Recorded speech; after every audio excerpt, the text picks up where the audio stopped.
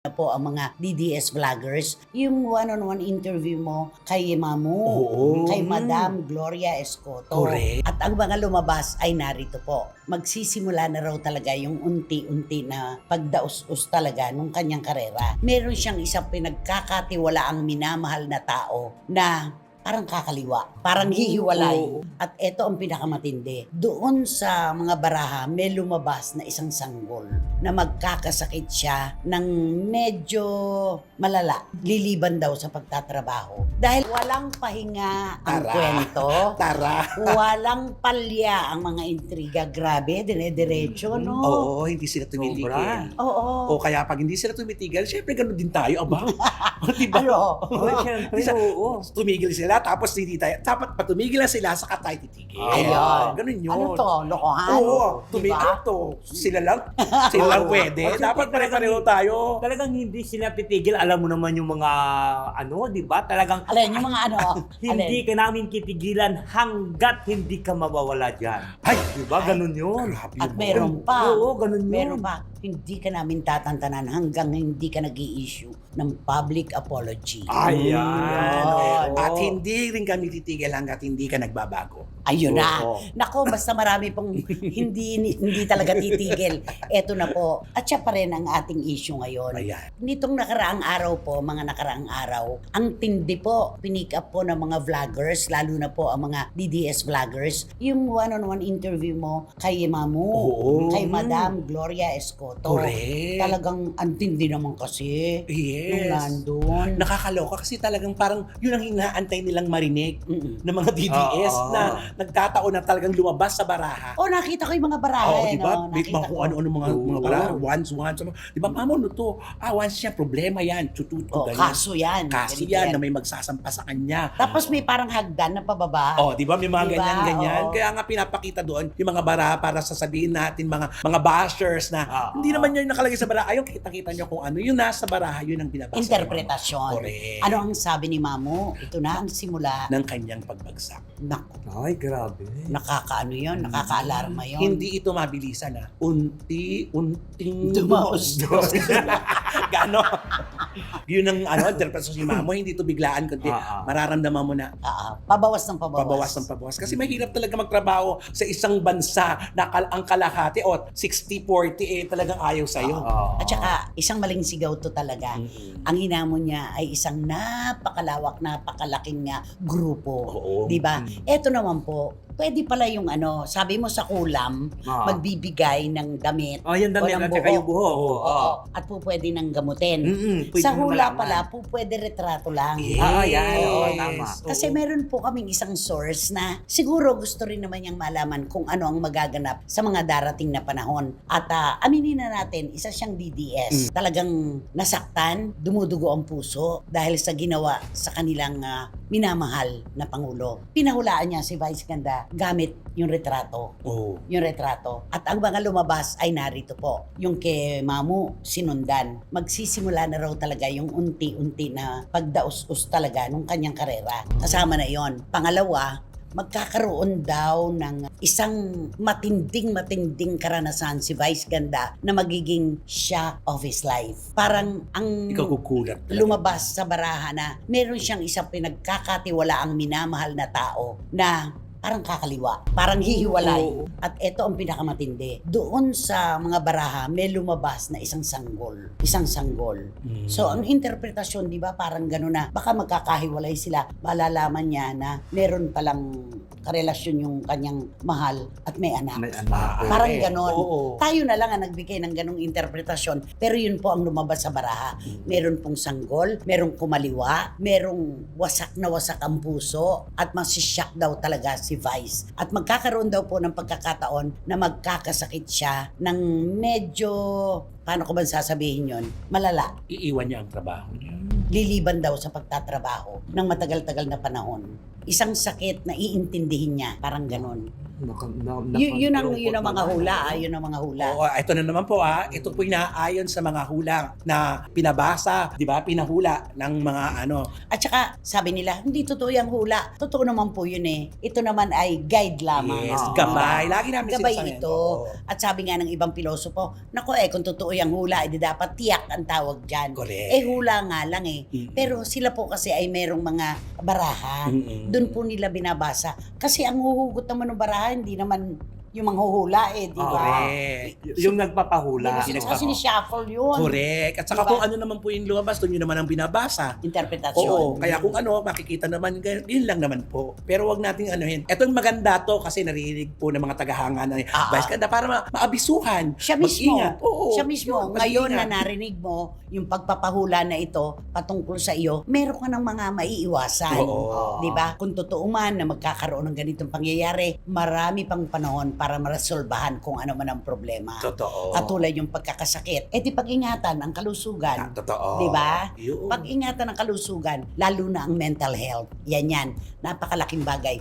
Tungkol naman sa relasyon, di mag-usap, di ba? Totoo. Magpakatapat sa isa't isa para maiwasan yung hula. Ganun lang naman At saka yun. kung maniwala man siya o hindi, at least importante, paghandaan niya ito. Mm-mm. Kung darating man, Ay, di ba? Kasi kung hindi man darating, Very good. magpasalamat ka sa Panginoon. Oo. Lahat naman dapat pinagpapasalamat, Totoo. di ba? Kahit nga yung mga paghamon, pinatatatag tayo niyan. Pero kapag sinasadya nating gawin ng isang bagay, tayo maglalagay ng ating sarili sa gitna ng laban. Yun lang yun, di ba? Kaya nakakaano to ang dami pa rin na naglalabasan ngayon tungkol sa kanya at laban sa kanya. Correct. Hindi talaga tumitigil, lalo na ang mga DDS, di ba? Yung mga salita na ipinakakain sa kanya ngayon, ewan ko na lang kung kakayanin niyang tanggapin kapag narinig niya mismo at Tama. napanood niya. Napakahirap, Oo. di ba?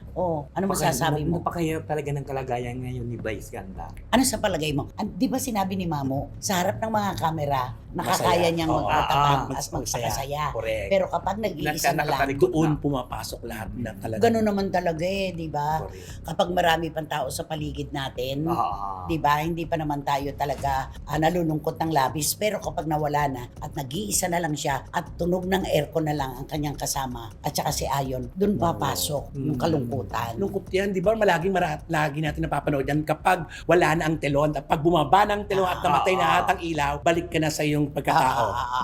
Mararamdaman mo na. Normalidad. Oo.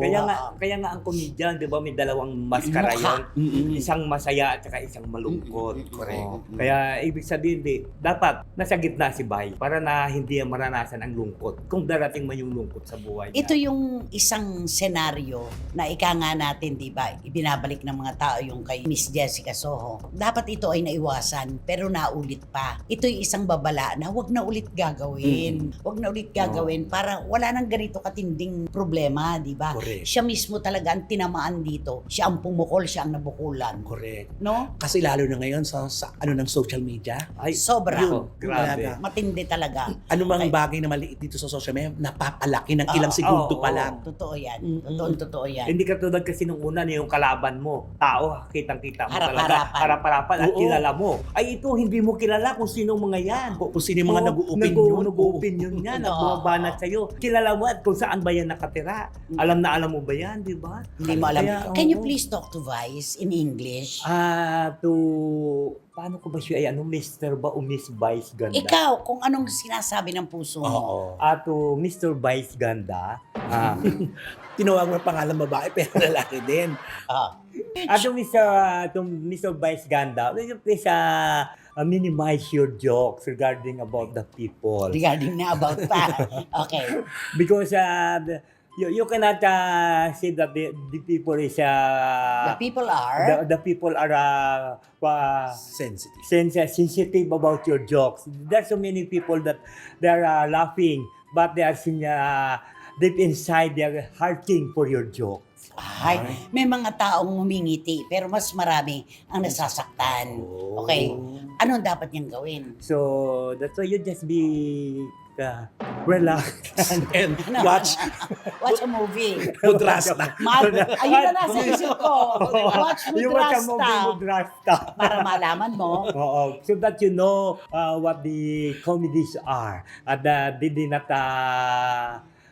heart to the other people. Oh. Ay, parang niyang sinabi, nakakapagpatawa sila ng hindi nanlalait at nananagasa ng ibang tao. Maganda talaga yung Mudrasta. Ay, maganda ang Mudrasta. Mm-mm. Marami nga nagsasabi mabuti bumalik ang icon. Si Roderick Paulati. Tsaka doon mo makikita, pumapalakpak ang tao kasi 'di ba siyempre nandun tayo ngayon sa anong tulad ng kay Vice Ganda, 'di ba na siya nagpapatawa na hindi niya inaano yung kapwa niya. Di, inamin naman ni, Oo. naku, napunta na tayo kay Kuya Dick. Oo nga. Inamin naman at sinabi ni Kuya Dick na ang unang-una niya na pinapansin, sarili niya. At sa inyo, sa mundo ninyo, sa comedy Comedy bars, ang nagtatagumpay, yung nilalait ang sarili. Gaya ni Tekla. Di ba? Ay, oo. Si Ate Gay. Si Ate Gay nilalait niya ang Oo. sarili niya. Oo. Di ba? Yun talaga kesa sa ikaw ang manlait ng kapwa mo, manira ka ng kapwa mo, unahin mo na ang sarili mo. Napapanood ko kayo eh, di ba? Yes, totoo. Mm. Kasi 'di ba katulad yung ginagawa ni Vice, 'di ba? Maglalagay siya ng picture. Tapos pag makita niya lalaitin niya kung sino man yung tao na gusto niya lalaitin. Ba't hindi niya ilagay yung picture niya dan na binanatan ni Bibi Gandang Hari na nakaano siya, 'di ba? Sabi, military cat. ito ang picture ko nung unang hindi pa ako sikat. Tignan niyo, 'di ba? Magkaiba ng mukha namin ngayon. O 'di ba parang ganun dapat laitin niya dapat yung picture at ang kanya i-build up niya yung ngayon yung sarili niya. 'Di ba? Ganun eh, no? Oo. Unahin mo ang sarili mong bakuran. Oo. Kaya nga. Bago ang iba. Totoo. Kaya yan ang napakalaking leksyon ng buhay po ito para kay Vice Ganda na alam mo kung tutuusin nga, ang dami-dami pa talaga na naglalabasan ngayon. Hindi natin maikakarga sa isang episode lang. Ay, oo. No? Grabe. Tsaka dapat to sa punto ngayon ni Vice Ganda, hindi na dapat yung pinag-uusapan sa kanya. Itong ano niya, yung mga joke-joke niya, hindi na Oo. dapat to. Na ibang level na dapat na pinag-uusapan tungkol sa kanya eh. Hindi na ito eh. Take the higher road, Oo. sabi nga, di ba? Hindi talagang, naku, kung mababasa at mapapanood lang niya at maririnig, grabe talaga. Ewan ko na lang kung kakayanin niya. Di ba yung sabi nga noon na isang director, di ba? Nung, di ba yung sa kanyang noontime show, ang sabi niya nga, ginagawa niya nga isang comedy bar ang noontime show. Di ba? Okay lang yun, sabi ng director, okay lang yun tumawa. Pero darating ang araw na hindi na yan kakagatin ng tao. Okay lang yan yung gawing comedy bar. Nagiging peryahan pati ang show Oo, niya. correct. Peryang-perya ang dating. Ano ang sabi yung mga batang nanonood sa kanya, nai-impluwensya na yung pagsagot-sagot sa mga magulang, Oo. pagiging di ba? Yung At natatanda ng mga saka, bata. meron pa ako napanood na vlogger na nagsabi, ikaw ang dahilan kung bakit keliliit pa ng mga bata ngayon, Oo, yan. bakla na. Panood ko din yan. Oo. Ibang klase na sila magsikilos kasi kala nila tama yung pinakikita mo. Oo, Parang na ganon. dapat pala ganito ako paglaki ko. At meron na kagad silang fake, ay ganyan ang gusto ko maging Vice Ganda paglaki ko. Ganitong pagsagot-sagot sa mga tao. Ganyan. At saka alam mo, mayroon pa ako nabasa doon na isang komenta. Ang sabi niya, humanda ka Vice. Kasi lahat ng inilabas mo sa showtime tungkol sa mga Bisaya na nilalait mo sa pagsasalita, sa pag-i-English, ilalabas namin isa-isa yun. Ayan. Kasi di ba pag kami mga contestant na, o taga saan ka? At taga Mindanao, mga ganon, din tapos lalaitin niya yun, di ba? At Kaya Cebu. Oo, bakit ganyan kayo magsalita? Yung mga parang ganon, Ay, di ba pangit? Naku, yan ang mga pinakamahirap relihiyon. Oo, yan. Isa pa yan. oo. Naku, huwag na huwag. Baka dito siya talaga makuda ng gusto. Oo. Di ba? Dapat naiwasan na talaga ito. Kaya nga eh. oo. Respeto lang. Respeto lamang po. Yun, kantahan mo na. Si Vice Ganda. Naku, di kakantahan ko na lang siya. May banal na aso, santong kabayo, Natatawa ako. Hi hi hi hi hi hi hi.